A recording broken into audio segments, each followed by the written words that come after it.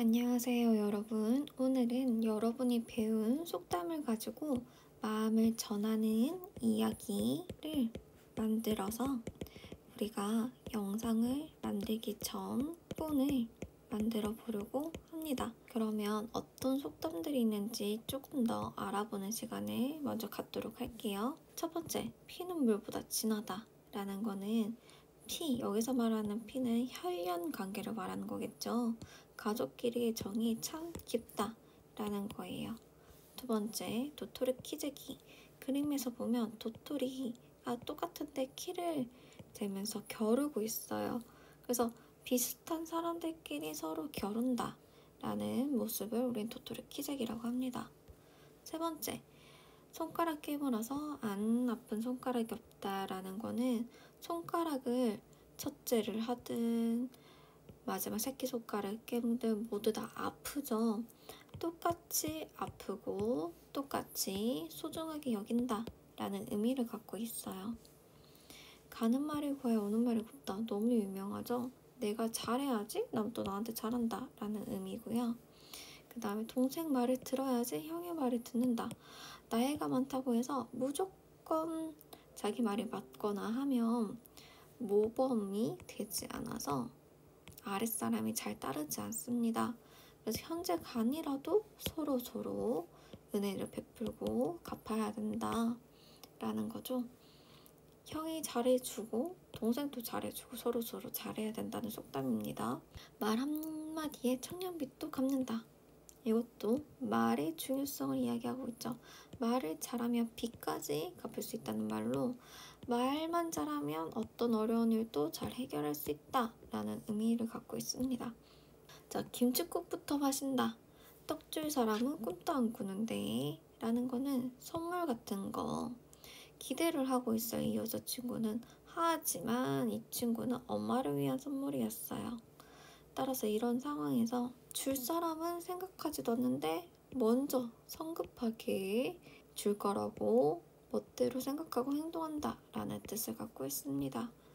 다음에 고슴도치도 제 자식이 제일 곱다 라는 거는 남들 눈에는 예뻐 보이지 않아도 모든 부모한테 자기 자식이 가장 예뻐 보인다 라는 거죠.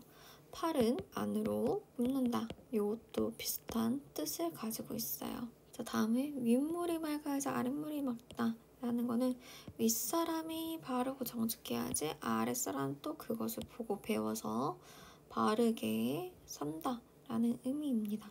아빠, 아들 또는 형, 누나 사이에서 모범을 보이면 그 아랫사람들이 잘한다는 의미예요. 자, 그렇다면 이 외에 친구와 관련된 속담은 뭐가 있을까요? 뭐 가는 말이 고와야 오는 말이 곱다. 친구 따라서 강남 간다. 도토리 키재기 이런 속담 이외에도 여러 가지가 있겠죠. 그리고 여러분 가족과 관련된 속담은 또 어떤 것들이 있습니까? 선생님 소개했던 거 피는 물보다 진하다. 고슴도치도 제 자식이 제일 곱다. 우는 아이 떡 하나 더 준다. 이런 등등의 속담들이 있을 거예요. 네, 사람마다 떠올린 속담이 다 달라요. 그 까닭은 무엇일까요? 그 이유는 사람마다 경험이 다르기 때문입니다. 사람마다 지금까지 살아온 생활 환경, 가족 관계 또는 그때그때 있었던 것들이 다 다르기 때문에 속담도 여러분의 마음에 따라서 다 다르게 선택이 되겠죠. 여러분의 경험을 바탕으로 여러분의 속마음을 담은 속담 이야기를 지금부터 만들어보고 연극 대본인 극본을 만들어 보도록 하겠습니다. 극본이란 연극을 공연하기 위해서 쓴 글입니다. 극본에서의 이야기는 해설 그리고 지문, 대사로 나타냅니다. 해설은 언제, 장소, 그리고 등장인물을 설명을 하고요. 지문은 대사와 관련된 표정, 행동을 나타냅니다. 대사는 인물이 하는 말이겠죠. 극본은 인물의 말과 행동을 으로 나타내며 대사와 지문으로 인물의 뭘 나타낼까요? 마음을 나타냅니다. 따라서 여러분이 쓰는 속담 역시 등장인물의 대사로 등장하는 이 속담이 여러분의 마음을 나타낼 수 있겠죠. 따라서 속담을 이야기로 풀어 써보고 그것을 연극을 위한 극본으로 나타내 봅시다. 이거는 6학년 3반 김도희 학생이 쓴 글입니다. 속담. 하룻강아지 범 무서운 줄 모른다라는 속담을 썼어요. 이때 이야기는 아빠가 줄넘기를 잘 하는지 모르고 아빠한테 줄넘기 대결을 하자고 했다가 내가 완벽하게 졌어. 앞으로는 아빠 실력을 보고 대결을 해야 되겠다는 생각이 들었지 라고 하는 깨달음의 글이었어요. 하룻강아지 범 무서운 줄 모른다 라는 거는 내가 호랑이인지도 모르고 실력을 잘 모르고 강아지가 무턱대고 덤비는 모습을 이야기하는 겁니다. 그러면 대사는 무엇으로 하고 해설, 질문은 어떻게 하면 좋을지 고민해 볼까요? 극본으로 그 이야기를 나타내면 어때? 지난 주말 장소 공원에서 등장인물 아빠한테가 등장해야 되겠죠. 내가 31, 32, 33 하고 탁 줄에 걸리는 거죠. 뭐라는 걸까요? 줄넘기를 하고 있겠죠. 아빠, 오 우리 딸 줄넘기 잘하는데 박수 치면서 자 가로 안에 있는 거는 우리가 지문이라고 합니다. 대사와 관련된 행동 또는 을 나타냅니다. 가로 안에서 그치 나 요즘 연습 좀 했더니 줄넘기 완전 잘해 라고 자랑을 하는 거죠. 그래도 아빠가 그러게 참 잘한다. 이제 아빠보다 더 잘했겠는걸 하면서 칭찬을 한 번 더 합니다. 나는 당연하지. 우리 아이스크림 내기로 줄넘기 해봐요 아빠라고 해서 도전장을 내세웁니다. 자 이때 줄넘기를 한 51, 52, 53 와 아빠는 50개를 넘게 하는 호랑이셨어요.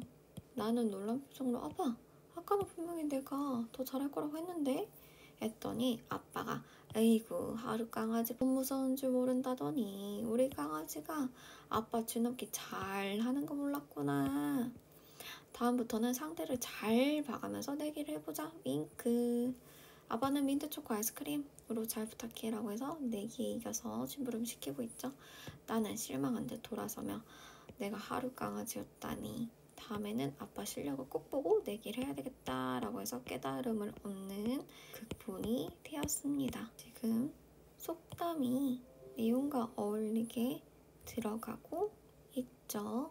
속담을 먼저 정한 다음에 이 속담과 어울리는 시간, 장소, 등장인물을 고민을 해보고요. 그 다음에 이 등장인물들이 어떤 대사를 할 것인지 생각을 해봅니다. 그리고 어떻게 하면 이 속담이 등장을 할 수 있을지 이야기를 풀어서 보는 거예요. 엄마가 이제 화난 목소리로 현서야 얼른 일어나서 밥 먹어야지. 현서 짜증난 목소리로 엄마 5분만 더 잘게요. 서진이는 둘째가 서진이겠죠.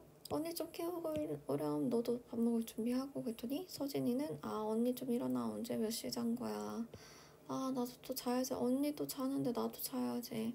여동생 또 언니도 이따 자니까 나도 자야지. 결국에 위에가 자니까 동생도 자고 여동생도 자고 결국에 엄마가 화가 잔뜩 난 채로 윗물이 맑아야지 아랫물이 맑지.